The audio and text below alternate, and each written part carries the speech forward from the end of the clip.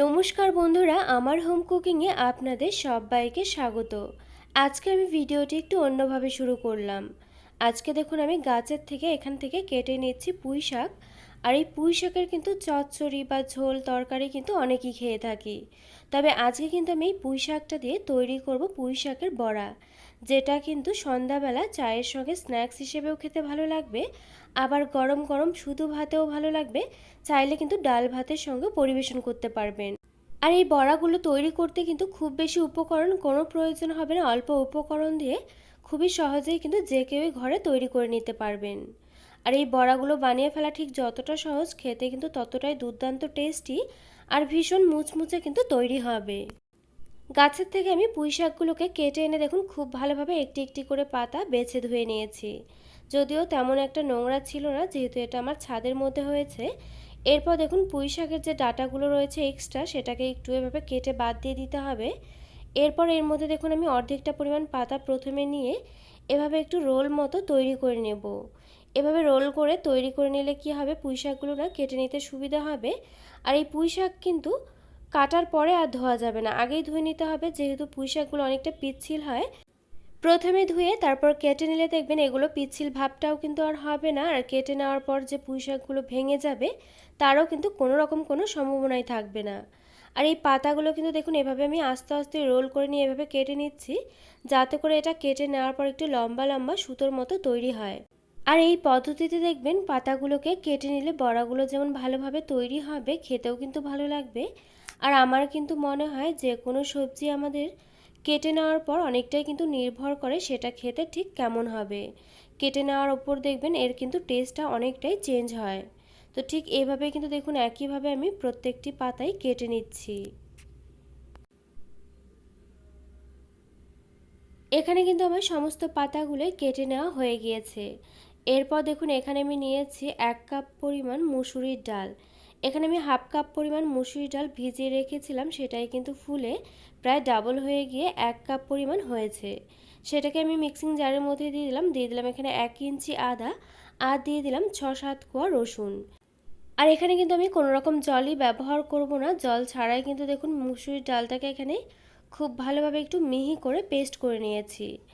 এরপর এই মুসুরির ডালের পেস্টটাকে দেখুন নিয়ে নিচ্ছে একটি বোলের মধ্যে। এরপর দেখুন এই ডাল বাটার মধ্যে দিয়ে দিচ্ছে এখানে হাফ চা চামচ পরিমাণ কালো জিরে।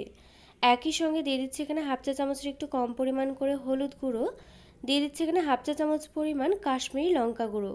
আর এটা কিন্তু আমি শুধুমাত্র কালারের জন্য এখানে ব্যবহার করলাম। এরপর দিয়ে দিলাম হাফ চা চামচ পরিমাণ জিরে গুঁড়ো। একই সঙ্গে দিয়ে দিচ্ছি এখানে বেশ কয়েকটা কাঁচা লঙ্কা কুচি।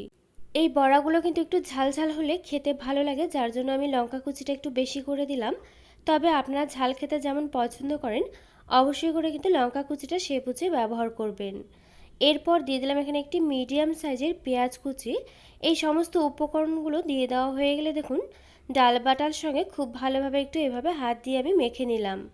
যখন এভাবে মেখে নিতে নিতে সমস্ত কিছু একটু নরম ভাব চলে আসবে, ঠিক এই সময় কিন্তু এর মধ্যে অ্যাড করে দিতে হবে এখানে কেটে রাখা পুঁই শাকগুলোকে। আর এই পুঁই শাকগুলো দেওয়ার পরে কিন্তু এর মধ্যে আমি দেখুন দিয়ে দিচ্ছি প্রথমে বড় চামচ ভেবে 1 চা চামচ পরিমাণ কর্নফ্লাওয়ার। আর এই কর্নফ্লাওয়ারটা কিন্তু এখানে আমি বাইন্ডিংয়ের জন্য ব্যবহার করছি। 1 চা চামচ আমার মনে হলো একটু কম হতে পারে, যার জন্য আমি আবারও একটুখানি পরিমাণ করে এর মধ্যে দিয়ে দিলাম। ঠিক এই সময় কিন্তু এর মধ্যে অ্যাড করে দিতে হবে এখানে স্বাদ মতো নুন। আর নুনটা কিন্তু প্রথমে দিলে জল জলে ভাবটা একটু বেশি হয়ে যেত, যার জন্য কিন্তু নুনটা এ সময় দিতে হবে। নুন আর কর্নফ্লাওয়ারটা দিয়ে দেওয়া হয়ে গেলে এখন দেখুন সমস্ত কিছুকে আবার আমি একটু খুব ভালোভাবে মেখে নিচ্ছি। আর এই বড়াগুলো তৈরি করার জন্য কিন্তু এখানে আমি কর্নফ্লাওয়ার ব্যবহার করেছি, তবে আপনারা চাইলে কিন্তু এর পরিবর্তে বেসন বা চালের গুঁড়ো এগুলোও কিন্তু ব্যবহার করতে পারেন। তাতে করেও কিন্তু কোনো অসুবিধে নেই, তবে আমার মনে হয় বেসনের চেয়ে কিন্তু চালের গুঁড়ো বা কর্নফ্লাওয়ারটা দিলে এগুলো বেশি মুচমুচে হবে।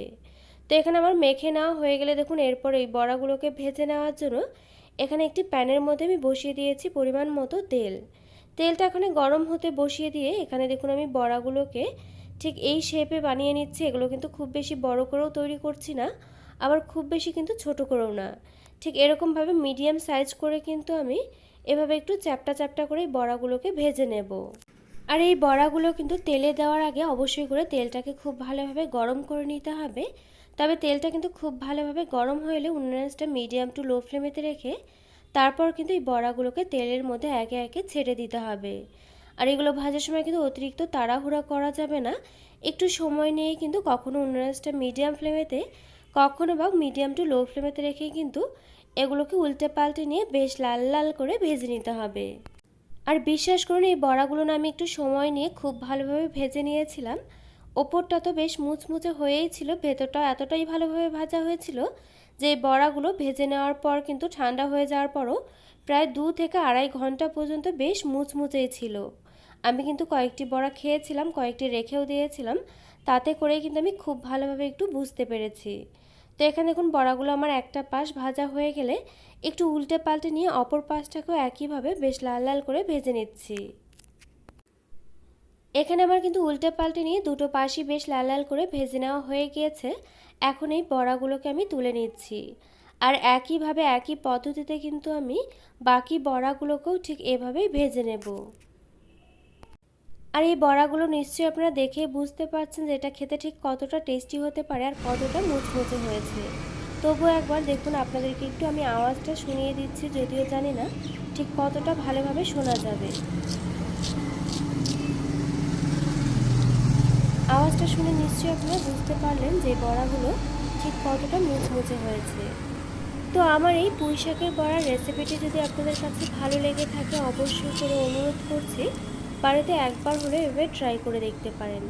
আশা করছি একবার এভাবে ট্রাই করলে বারবার কিন্তু মনে হবে এই বড়াগুলোকে এভাবেই ভেজে খাই। তো আমার এই রেসিপিটি আপনাদের কাছে কেমন লাগলো অবশ্যই একটি লাইক দিয়ে কমেন্ট করে জানাতে কিন্তু ভুলবেন না, কারণ আপনাদের একটি লাইক একটি কমেন্ট কিন্তু আমাকে এরকম নতুন নতুন ভিডিও বানাতে আরও অনেক বেশি উৎসাহিত করবে। পাশে থাকা বেল আইকন অবশ্যই প্রেস করে দেবেন, এতে করে আমার নিত্য নতুন ভিডিওর আপডেট আপনাদের কাছে পৌঁছে যাবে সবার আগে। তো আজকের মতো ভিডিওটা এ পর্যন্ত, আবারও পরে দেখা হচ্ছে অন্য কোনো নতুন ভিডিওর সঙ্গে। আর আমার এই ভিডিওটি শেষ পর্যন্ত দেখার জন্য আপনাকে জানাই অসংখ্য ধন্যবাদ।